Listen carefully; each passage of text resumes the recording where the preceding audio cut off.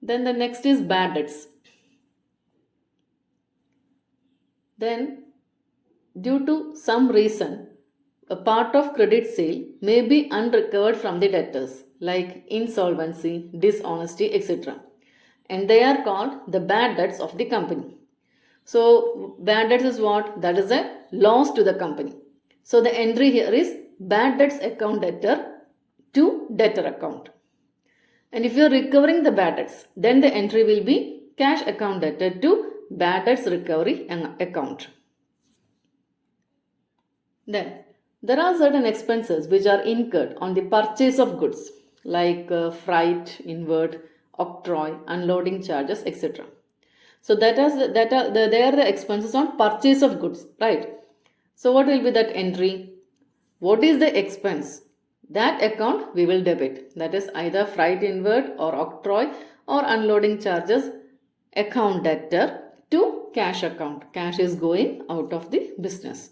It is being freight charges paid on purchase of goods.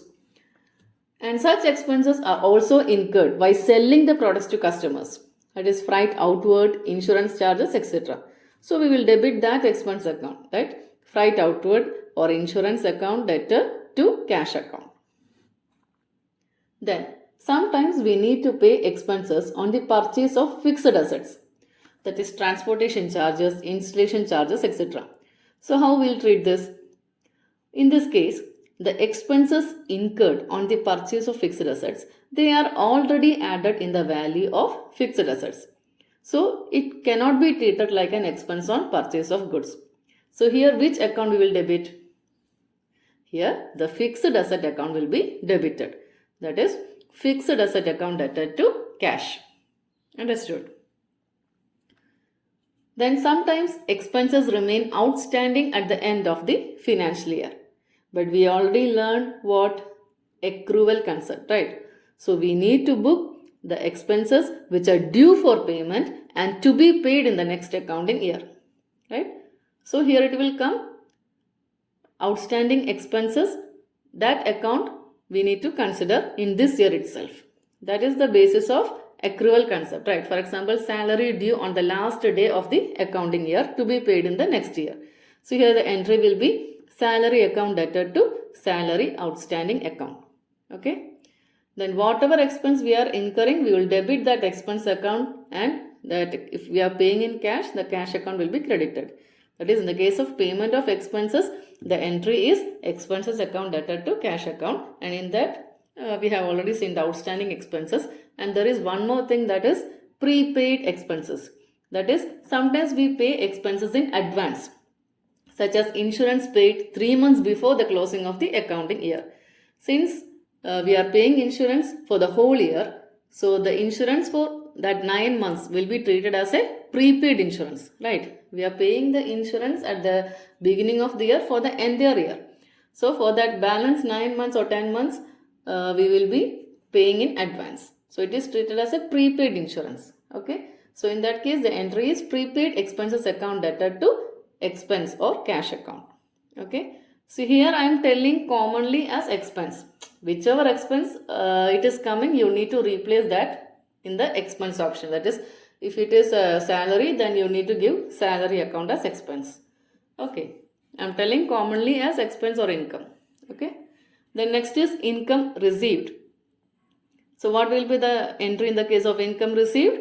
We are receiving cash, right? Cash account debtor to income account. Then banking transactions. The various banking transactions include check deposited in bank or payment made to party through check. Then cash withdrawn for office expenses or cash deposited with bank, etc. So depending upon the type of transaction, it will come. If you are depositing check in a bank, then the entry will be bank account debtor to debtor account. Here cash will not come because it is going to bank, right? Then payment made to party through check. There also debtor account to bank account. So depending upon the type of transaction, we can make the entry. So we will be coming into various problems so that we can understand it more. If you are going to the theory part, you may not be clear. But when you are coming to the problems, you will understand it properly. Then interest on capital. The entry is interest on capital account debtor to capital account. Then if you are making payment on behalf of others, then the debtors or the creditors account debtor to cash or the expenses account. These are the various expenses and treatment of them.